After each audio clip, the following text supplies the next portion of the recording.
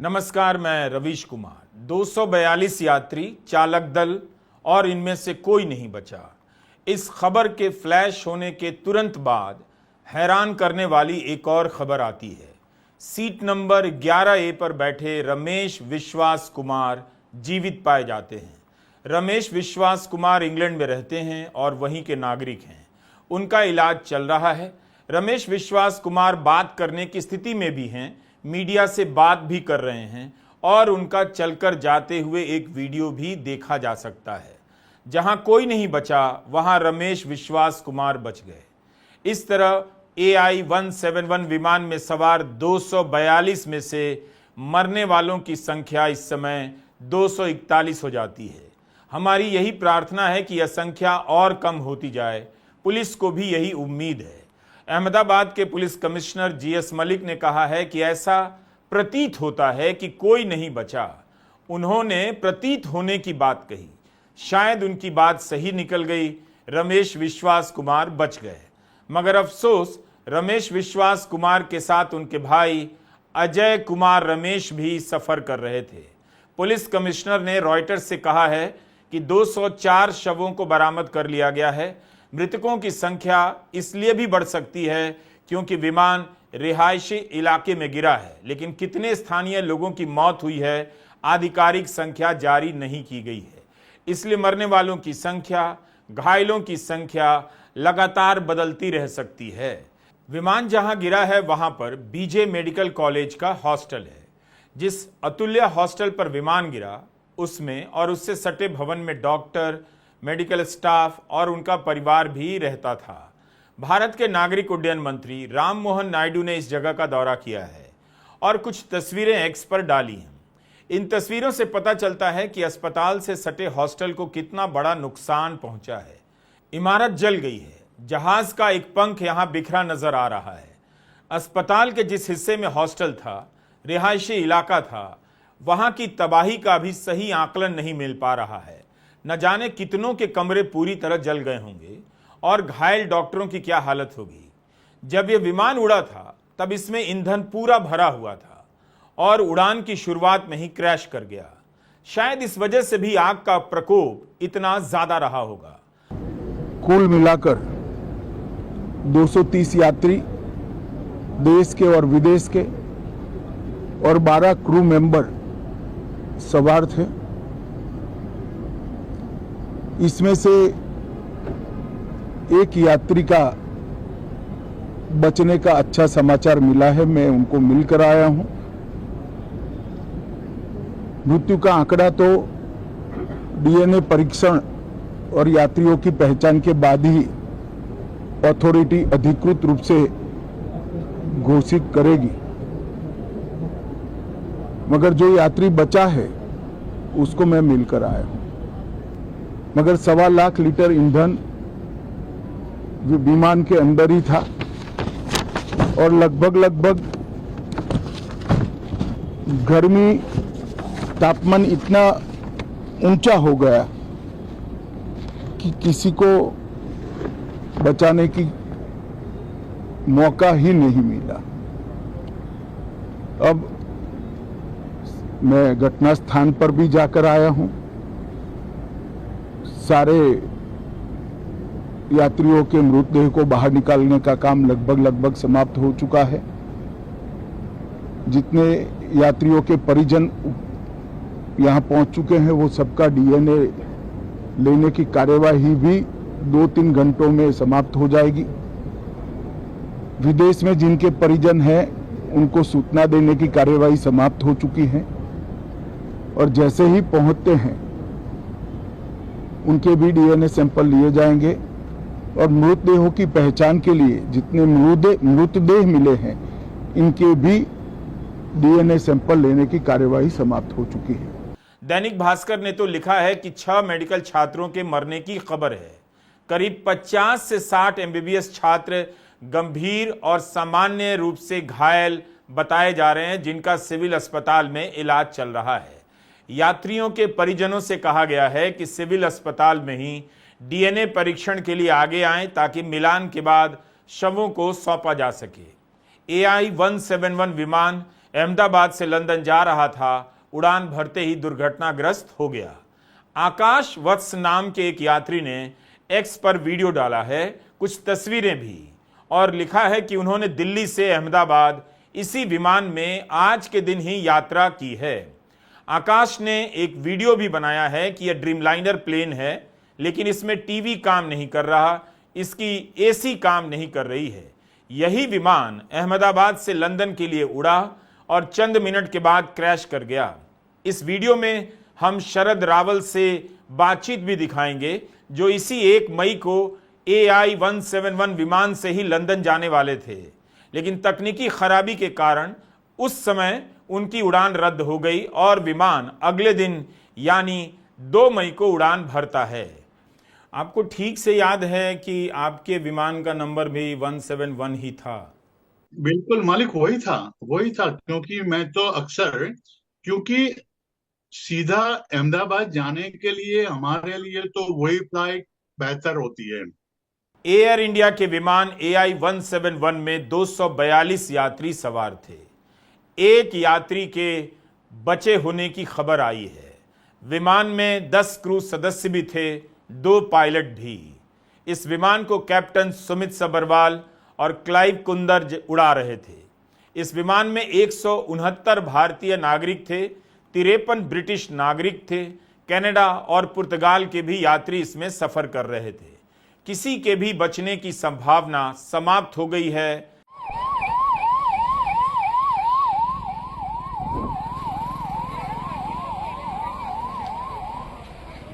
जिस अस्पताल के परिसर में बदहवास एम्बुलेंस भागते नजर आ रहे हैं, वह गुजरात का सबसे पुराना अस्पताल है और पश्चिम भारत के सबसे बड़े अस्पतालों में गिना जाता है।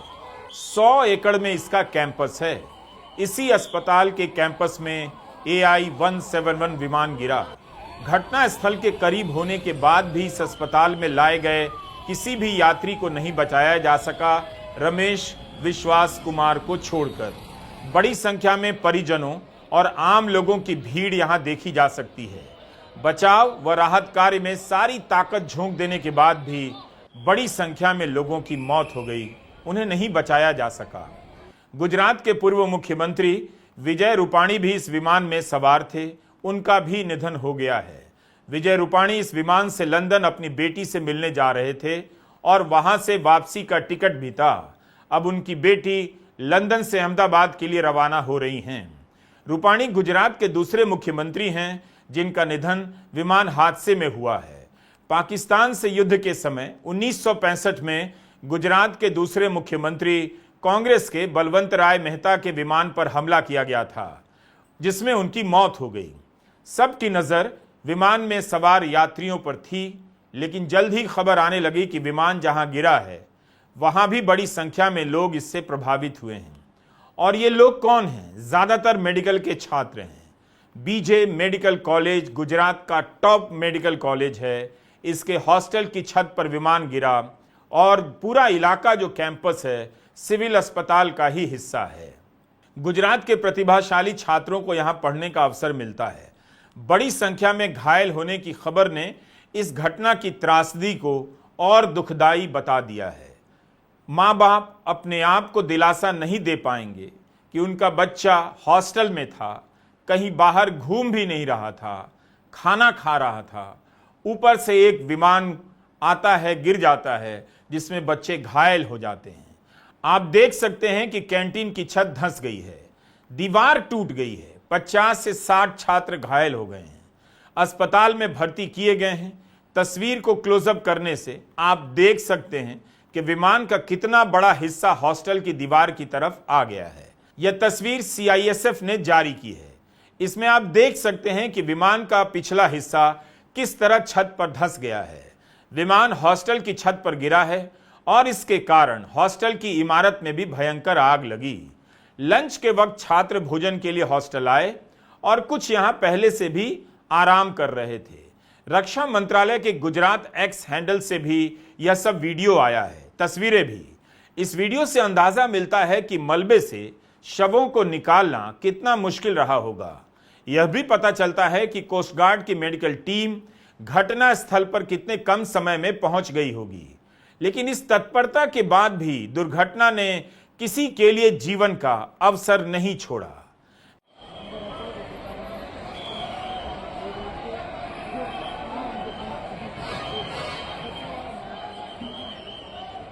मेडिकल के छात्रों के बारे में ठीक पता नहीं चल पा रहा है। हमारे वीडियो अपलोड करने तक बहुत सारी जानकारियां इस बारे में पुष्ट नहीं थीं। कई तरह के आंकड़े तैर रहे हैं मीडिया रिपोर्ट में। विमान जहां गिरा वहां हॉस्टल है, स्टाफ क्वार्टर है, कुछ डॉक्टर के परिजनों का भी पता नहीं चल रहा। एक डॉक्टर की पत्नी की मौत की खबर आ रही है जिसकी पुष्टि हम नहीं कर सकते। दैनिक भास्कर ने रिपोर्ट किया है कि विमान सिविल हॉस्पिटल के हॉस्टल की 4 बिल्डिंग से टकरा गया जिनमें रेजिडेंट डॉक्टर रहते थे। धमाके का असर इतना ज्यादा था कि मेस के अंदर मौजूद डॉक्टर भी घायल हो गए, गंभीर रूप से घायल हो गए। दैनिक भास्कर ने रिपोर्ट किया है कि यहां से 6 शव निकाले जा चुके हैं। रिहायशी इलाके में विमान के गिरने के कारण स्थानीय लोगों के मारे जाने की भी खबर है। अहमदाबाद से लंदन जा रहा एयर इंडिया का विमान AI-171 में ऐसा क्या हुआ होगा कि उड़ान भरने के 2 मिनट के भीतर क्रैश कर गया। अहमदाबाद के बीजे मेडिकल कॉलेज के कैंपस में हुए क्रैश ने कई मासूम जिंदगियों को घायल कर दिया है। हमारे साथी डॉक्टर्स, मेडिकल स्टूडेंट्स, रेजिडेंट्स इस समय जीवन और मृत्यु के बीच जूझ रहे हैं। इस कठिन घड़ी में एकमात्र चीज जो हम कर सकते हैं वो है इंसानियत दिखाना। मैं आपको कहना चाहता हूं कि 1 यूनिट खून 1 जान बचा सकता है। अतः मेरा आपसे निवेदन है कि यदि आप अहमदाबाद या आसपास के किसी भी क्षेत्र में हैं तो तुरंत इन ब्लड सेंटर्स पर जाकर रक्तदान करें। आप UN Mehta institute of cardiology A block 1st floor room number 110 में जा सकते हैं। आप IHBT department of civil hospital 2nd floor में जा सकते हैं। आप IKDRC blood centre 1st floor Manjushri mill road पर बालियाली लिम्बी में जो है वहां पर जा सकते हैं। या आप GCRI ब्लड सेंटर में जाकर भी Gujarat cancer and research institute में ब्लड डोनेट कर सकते हैं।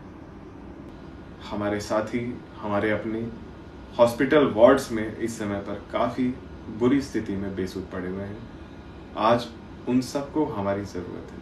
टाटा समूह के चेयरमैन N चंद्रशेखरन ने कहा है कि बीजे मेडिकल अस्पताल की इमारतों को जो नुकसान पहुंचा है उसे फिर से ठीक करने में टाटा समूह पूरी मदद करेगा। अस्पताल के घायल छात्रों और स्थानीय निवासियों के इलाज का भी खर्चा टाटा समूह उठाएगा। इस दुर्घटना में मारे गए यात्रियों के परिजनों को 1-1 करोड़ रुपए दिए जाएंगे। I know that there are many questions, and at this stage I will not be able to answer all of them. But I do want to share the information we have at this time. We are actively working with the authorities on all emergency response efforts. A special team of caregivers from Air India is on their way to Ahmedabad to provide additional support. The investigations will take time, but anything we can do now, we are doing. दुर्घटना के कारणों की जांच हो रही है। कहा जा रहा है कि टेक ऑफ के बाद विमान ज्यादा ऊंचा नहीं उड़ सका। बोइंग कंपनी का बयान आया है कि वीडियो देखने से नहीं लगता विमान में बाहर से कोई गड़बड़ी थी, बस जहाज गिर गया और गिरते ही आग लग गई। कहीं कहीं खबर यह भी है कि विमान के दोनों इंजन फेल हो गए। ब्रिटेन के एक अखबार ने पोस्ट किया है कि मे डे कॉल में जो आखिरी शब्द सुने गए वो इंजन फेलियर के हैं। DGCA ने जांच की घोषणा की है और जांच का ही इंतजार करना चाहिए। विमान के जलते हुए हिस्सों का वीडियो दिखाना या जले हुए शवों का वीडियो दिखाना हम उचित नहीं समझते हैं, इसलिए हमने ऐसे वायरल वीडियो का इस्तेमाल नहीं किया है। यह विमान कंपनी बोइंग का प्रचार वीडियो है। दर्शक इसे AI-171 ना समझें जो दुर्घटनाग्रस्त हुआ है। हम इस वीडियो का इस्तेमाल केवल यह बताने के लिए कर रहे हैं कि बोइंग विमान को लेकर हाल के दिनों में क्या क्या सवाल उठे हैं। 2004 में बोइंग ने ड्रीमलाइनर लॉन्च किया। 2009 में इसके पहले मॉडल ने पहली बार उड़ान भरी। 2011 से इसकी कमर्शियल सेवा शुरू होती है। पिछले 14 साल में 100 करोड़ से भी ज्यादा लोग इस बोइंग में सफर कर चुके हैं। आधिकारिक नाम तो 787 रखा गया था, मगर एक प्रतियोगिता के बाद इसका नाम ड्रीमलाइनर चुन लिया गया। दुनिया भर में हर दिन ड्रीमलाइनर 2100 उड़ानें भरता है। इन विमानों की संख्या 1175 बताई जाती है। लेकिन हाल के दिनों में बोइंग कंपनी के विमानों को लेकर बहुत सारे सवाल उठे हैं। इसे लेकर नेटफ्लिक्स पर एक डॉक्यूमेंट्री भी आप देख सकते हैं जिसका नाम है downfall, the case against Boeing. इस फिल्म में बोइंग के 2 विमानों के क्रैश की पड़ताल की गई है। लायन एयर फ्लाइट 610 जो 2018 में इंडोनेशिया में क्रैश हुआ था और इथोपियन एयरलाइंस की फ्लाइट 302 जो 2019 में क्रैश कर गई। दोनों हादसों में करीब 350 लोगों की मौत हुई थी। इस जांच में बोइंग कंपनी की सुरक्षा व्यवस्था पर सवाल उठाए गए। बताया गया कि कंपनी की आंतरिक राजनीति में हो रहे बदलाव भी दोनों दुर्घटनाओं का एक बड़ा कारण रहे। और जून 2024 में अमेरिका के सीनेट में जब इन 2 विमान हादसों को लेकर सुनवाई चल रही थी, तब बोइंग कंपनी के सीईओ ने इन दोनों हादसों में मारे गए लोगों के परिजनों से बाकायदा माफी मांगी थी। 1 साल पहले की खबर है, अमेरिका की उड्डयन agency federal aviation administration FAA ने कहा था कि वह बोइंग के इंजीनियर द्वारा कंपनी पर लगाए गए आरोपों की जांच कर रही है। इंजीनियर सैम सालेपोर ने दावा किया था कि 787 ड्रीमलाइनर विमान के कुछ हिस्सों को ठीक से एक दूसरे से जोड़ा नहीं गया है। इस कारण यह खतरा पैदा हो सकता है कि हजारों उड़ानें भरने के बाद भी विमान बीच उड़ान में ही टूटकर क्रैश कर जाए। कंपनी ने इसके निर्माण में कई तरह के शॉर्टकट अपनाए हैं, उसकी सुरक्षा से समझौता किया है। FAA इन दावों की जांच कर रहा है। सैम सालेपोर ने कहा है कि जब तक अमेरिका की सेनेट के सामने इस मामले की सुनवाई पूरी नहीं हो जाती, दुनिया भर के सभी ड्रीमलाइनर विमानों के उड़ने पर प्रतिबंध लगा दिया जाना चाहिए। उन्होंने कहा था कि जैसे जैसे साल बीतेंगे यह विमान खतरनाक होता जाएगा। ट्विटर पर कई लोग लिख रहे हैं बोइंग के विमानों में गड़बड़ियों का सामना किया जा रहा है, खबरें आ रही हैं। अप्रैल 2025 में बोइंग कंपनी ने अमेरिका की सीनेट को जानकारी दी है कि वो सुरक्षा मामलों में सुधार कर रही है। इस तरह के हादसे स्थानीय होते हैं मगर उनका असर बहुत दूर तक होता है। दुर्घटना भारत में हुई है मगर मरने वालों में कई देशों के नागरिक हैं। विमान एयर इंडिया का है लेकिन बनाया है अमेरिका की कंपनी ने। अब अमेरिका की agency national transportation safety board ने घोषणा की है कि उसके अधिकारी जांच में सहयोग करने के लिए भारत जाएंगे। हादसे से जुड़ी सारी जानकारी भारत सरकार द्वारा दी जाएगी। अहमदाबाद से लंदन जाने वाले 171 विमान का रजिस्ट्रेशन नंबर VTANB था और सीरियल नंबर 36279। 14 दिसंबर 2013 को पहली बार इस विमान ने उड़ान भरी। इसके 1 महीने के बाद यह विमान जनवरी 2014 में एयर इंडिया को सौंप दिया गया। 11.5 साल बाद 12 जून 2025 को क्रैश कर गया। टेक ऑफ के 1-2 मिनट बाद ही प्लेन से सिग्नल मिलना बंद हो गया। आखिरी संदेश मेडे कॉल का था, जिसके बाद प्लेन को वापस कॉल किया गया मगर कोई जवाब नहीं मिला। एक ट्विटर हैंडल है फ्लाइट रेडार 24, इसे विमानन मामलों के लिए जाना जाता है। इसने रिपोर्ट किया है कि विमान 625 फीट की ऊंचाई के बाद प्रति मिनट 475 फीट की गति से नीचे आने लगा, क्रैश कर गया। यह टिकट 1 महीना पहले का है। 1 मई 2025 के दिन AI-171 विमान दोपहर 1:40 पर अहमदाबाद से लंदन के गैटविक एयरपोर्ट के लिए उड़ने वाला था, लेकिन उस दिन यह विमान नहीं उड़ सका। अपने फेसबुक पर शरद रावल ने एयरपोर्ट पर इंतजार करने की तस्वीर भी पोस्ट की है। अगले दिन 2 मई को विमान उड़ता है और रावल लंदन पहुंचते हैं। इसकी खबर गुजरात समाचार में छपी है। खबरों में बताया गया है कि विमान में ओवर बुकिंग होने के कारण 26 यात्रियों को उतारा गया और फिर उड़ान रद्द कर दी गई क्योंकि एसी नहीं चल रही थी और कई सुविधाएं नहीं मिल रही थी। एक महिला यात्री के बेहोश होने की बात भी इस खबर में दर्ज की गई है। विमान के सभी यात्रियों को 5 सितारा होटल में ठहराया गया और 2 मई के दिन उड़ान भरा। इसी संदर्भ में हमने एक यात्री से बात की जो अहमदाबाद और लंदन के बीच आना जाना करते हैं, इसी विमान सेवा का इस्तेमाल करते हैं। इस वजह से भी कि गैटविक एयरपोर्ट जो लंदन के ठीक बाहर है, 40-45 मिनट की दूरी पर है, काफ़ी अत्याधुनिक एयरपोर्ट है।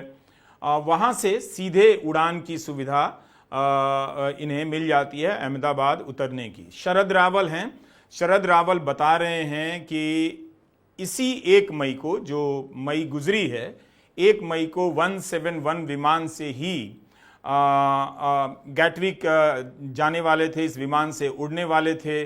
विमान की तकनीकी खराबी की वजह से उड़ान रद्द की गई, यात्रियों को 5 स्टार होटल में ठहराया गया। इसके प्रमाण में शरद रावल बता रहे हैं, आप सुनेंगे बताते हुए कि उन्होंने फेसबुक पर लिखा भी था, उनके पास अगले दिन उड़ान के प्रमाण हैं। तो हमारे साथ बातचीत के लिए हाजिर हैं, इस वक्त लंदन में मौजूद हैं शरद रावल जी।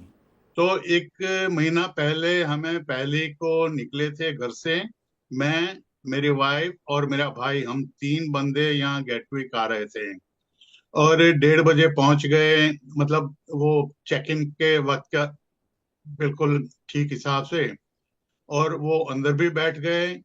बाद में वो शुरू नहीं हो रही थी 1:30 को जो में वो फ्लाइट उड़नी थी, तो आधा घंटा बीता, 2 घंटा बीता। अचानक मैं लू में गया था, तो लू में यकायक लाइट बंद हो गई, जो अक्सर होती नहीं है। तो चलो ठीक है, कुछ सेकंड्स के बाद वो शुरू हो गई और मैं वो सीट पे आके बैठा। उस वक्त भी 2-3 बार पूरी फ्लाइट की लाइट वो बंद होती रही। तो चौंका मैं, क्योंकि मैं 36 साल से यहाँ पर हूँ और सीजन ट्रैवलर हूँ। हर साल वो हर वक्त साल में 1 बार तो इंडिया में आना होता ही है, और यहाँ भी मैंने टीवी कैमरे वालों के साथ काम किया है। मैं फोटोग्राफर हूँ असल में। तो गुर्जरी टीवी था 10 साल पहले, तो उसमें भी मैंने काम कैमरामैन, नॉन लीनियर एडिटर, ऐसा कुछ रहा था। तो 3 बजे, 4 बजे, और बाद में अनाउंस किया गया कि भाई आज की ये फ्लाइट जो है वो कैंसिल हो रही है, हमें आपको होटल में ले जाके वहां रुकवाना होगा। तो यकायक सब गड़बड़ हो गई, सब वो बोलने लगे ये क्या हुआ, ये वो, तो सबको निकाल दिया गया वहां से। बात असल में क्या थी, जो थोड़ी बहुत जानकारी उस वक्त मिली थी, 43-44 का वो गर्मी का हिसाब था उस दिन। तो वो बता रहे थे कि उनका जनरेटर ठीक से एक्टिव नहीं हो रहा है, उस हिसाब से वो इलेक्ट्रिकल फॉल्ट शायद हो सकता है। तो हमने सोचा कि चलो ये ठीक कर देंगे, लेकिन बाद में तय किया गया कि नहीं, जाना है अब तो बाहर। तो वहाँ लग्जरी कोच करके अहमदाबाद के नजदीक वो एक भोपाल पे है, ताज वालों की, ताज स्काईलाइन, वहां पे ठहराया, और एक गांधीनगर में है, वहां ठहरा है। तो जो भी बंदे जा रहे थे होटल में, उनके लिए तो मुफ्त में 5 स्टार होटल का ये आनंद, वो वो मजा लेनी थी, ऐश करना था।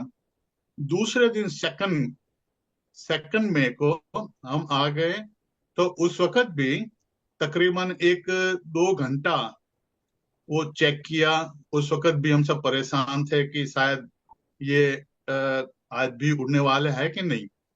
तो कुछ ही देर में ये शुरू हो गई फ्लाइट और हम आ गए। मैंने फेसबुक पे वो पोस्ट भी शेयर की थी कि चलो ये प्लान तो ये नहीं उड़ा, लेकिन हमें वो 5 स्टार का वो एक मौका दे दिया है इंडिया वालों ने।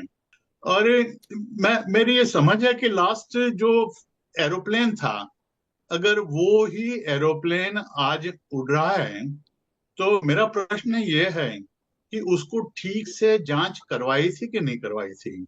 ये 787 की जो फ्लाइट है, उस वक्त जो प्रॉब्लम हुआ था, वो एक तकरीबन समझो 1.5 महीना हो गया, तो उसमें ठीक करवा के वो चलाना मुमकिन है। लेकिन शायद उसमें वही वजह से अगर प्रॉब्लम है, तो काफी दुखद है। तो उस दिन आप गैटविक जाने वाले थे लंदन, इसी नंबर की जहाज से? वो 2 को मैं आ गया, दूसरी तारीख को वो हम उड़े वहां से और गेटविक पहुंच गए, लड़का लेने आया था। अब ठीक से है मतलब। लेकिन आप कह रहे हैं कि अपना अनुभव ये बता रहे हैं कि 1 मई को भी इस तरह की घटना हुई। जब आप विमान में गए तो बत्तियां बंद हो गईं, विमान समय पर नहीं उड़ा और सारे यात्रियों को 5 स्टार होटल में रुकाया गया, ये कह रहे हैं आप? बिल्कुल बिल्कुल।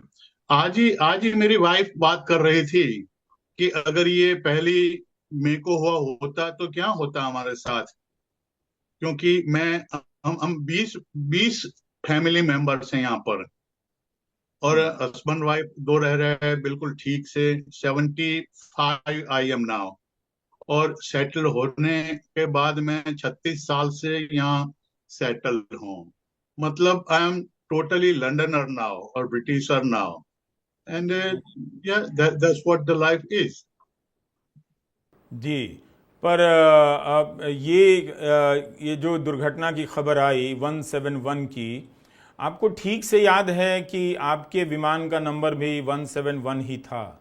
बिल्कुल मालिक, वही था, क्योंकि मैं तो अक्सर, क्योंकि सीधा अहमदाबाद जाने के लिए हमारे लिए तो वही फ्लाइट बेहतर होती है।